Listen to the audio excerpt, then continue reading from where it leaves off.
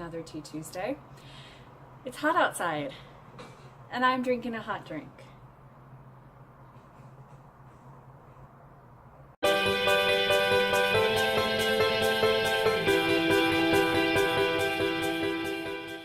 Okay, so let's get into it.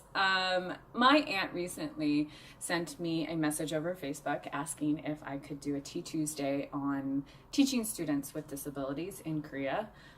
Basically asking me, do I teach students with disabilities, specifically like blind individuals or deaf individuals?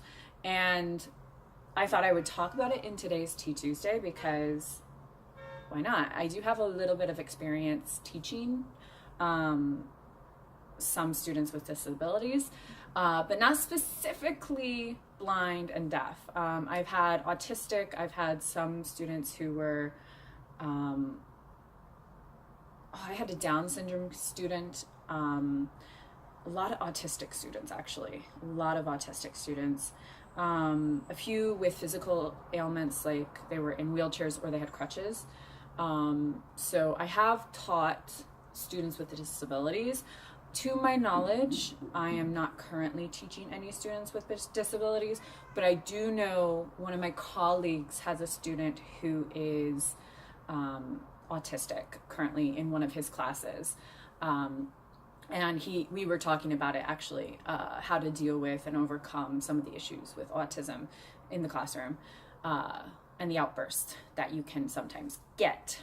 But at my old high school, my first school that I ever taught at, I actually did teach some of the students English at that school. They would come, because my class was like a special class, and they physically left their classroom and they came to my classroom. And they would come to my classroom, and this student, who was normally in the special education class, would leave the special education class to come to English class, because in Korea, generally they have like the special education classes, and they have the it's not regular classes, they're just classes. I hate the word regular and I hate the word normal in situations like this because they're just different. You know what I'm saying? Tangent time. Words like this and like separation like this bothers me. I get why we do it, but at the same time, like, it bothers me to no freaking end. Like, what the fuck, people? We do it in America too. So like, I'm not saying that Korea is the only place that does this. America has special education classes where you have to physically go to these classes and you're separated from your peers and you don't get to be in those classes. So like, Korea is not special in that. And I'm not saying that like these students tangents. Anyway, sorry, let's get back to the topic at hand, away from my tangent that I just went on. But yeah, so I have taught students with disabilities in the past, and this student he would come, he was very energetic, he loved English, and he came to this class for English to learn and stuff. And I, again, didn't know he was autistic until maybe 6 months into a year into it. I just thought that he was a little bit more excited than the rest of the students when it came to English. But yes, so I have had experience teaching students in the classroom, but I've also actually taught special education here. My final year at the agriculture school, the special education teacher was trying to implement English education into her special education classes. And she comes up to me and she's like, once a week, would you mind coming and teaching one for each class? Because we had 2 different classes. And so she came to me and she asked me to teach for these classes. And they were divided based on their age at my school. So I had a little bit of a younger class and a little bit of an older class. And so I was teaching these students basic English. A lot of them haven't actually had English education prior to this because I don't know why, actually. I honestly don't. maybe because they emphasize other things in Korea. I could ask my friend whose wife is a special education teacher here, actually. She teaches high school special education. But these students really hadn't had, to my knowledge, they hadn't had English education. So we were starting from the bottom and teaching them, you know, what to say and how to say it and stuff. And they were generally good. They wanted to learn it. They enjoyed the time. At least it looked like they did enjoy the time. The one student that I had that went to the class with the rest of the classmates, he actually, again, he's autistic. When he left his third year and he found out I wasn't going to be there, because he's like, oh, I visit. And I'm like, oh, sweetie, I'm leaving Yeoju. He's like, and he hugged me. For an autistic kid, that is a big deal, because a lot of times like space and touching is a problem. So he hugged me, which is amazing. And it's an amazing feeling, because like the impact that you can have on someone, even with a disability,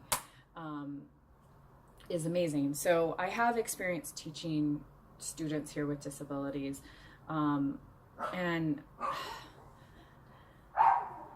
I have some issues with things and how they're run here in Korea, but I have issues with how things are run back home as well.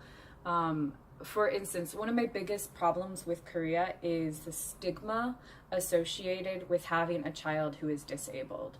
There is a stigma in the US as well, don't get me wrong. There is a stigma with it in the US. I come from a family, my father's side has a lot of blind, I have a lot of blind aunts and uncles, blind cousins, etc. So like I've been around disabilities my entire life, physical and also mental disabilities, and I understand that like there is a stigma associated with having children like with disabilities in the US, but in Korea it seems like it's so much more, because oftentimes what will happen is these kids will be given to their grandparents out in the countryside, or be sent to schools out in the countryside. So like, let's say you live in Seoul, but you don't want to have your kid go to Seoul school. They have to go. So you give them to their grandparents. And oftentimes these kids are raised by their grandparents because their parents are ashamed that they had a child with a disability. Quite a few of the students that were at my school, because it was a dorm school, were students who were from Seoul, whose parents were just like, easy. And this is knowledge that I learned from the special education teacher. She's like, they don't ever see their parents. Very rarely see their parents, because they just kind of pushed them into this school because it's a dorm school and it's easy for them. So the stigma associated with having disabled children really bothers me. And there's actually, in the news here in Korea, there is a school that's trying to be built for special education and for the disabled.